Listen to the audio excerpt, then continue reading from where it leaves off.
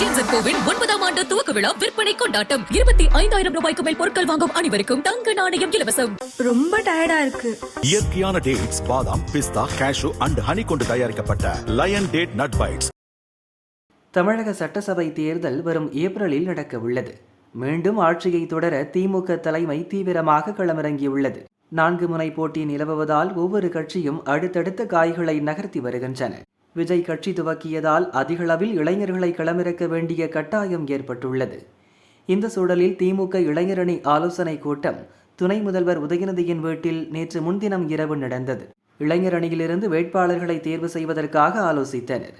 இதுகுறித்து நிர்வாகிகள் கூறியதாவது: திமுக இளைஞரணி இராணுவ கட்டுப்பாடு கொண்டது. பாஜகவை சேர்ந்த தலைவர் ஒருவர் உதயநிதியை அடக்கி வையுங்கள் என பேட்டி வாயிலாக முதல்வரை கேட்டுக்கொண்டுள்ளார். இதிலிருந்து நாம் சரியான வழியில் பயணிக்கிறோம் என்பது தெரிகிறது.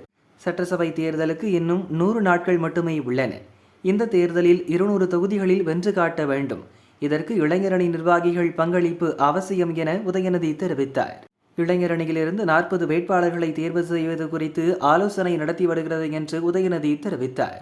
இளைஞரணியிலிருந்து இதற்கு இளைஞரணி நிர்வாகிகள் பங்களிப்பு அவசியம் என உதயநிதி தெரிவித்தார். இளைஞரணியிலிருந்து 40 வேட்பாளர்களை தேர்வு செய்வது குறித்து ஆலோசனை நடத்தினார் என்றனர். இளைஞரணியினருக்கு மட்டன் பிரியாணி, மட்டன் சுக்கா, மீன் வறுவல், பிரெட் அல்வா, சிக்கன் வறுவல், ஆனியன் ரைத்தா, கத்தரிக்காய் தொக்கு என ஸ்பெஷல் கவனிப்பு நடந்துள்ளது.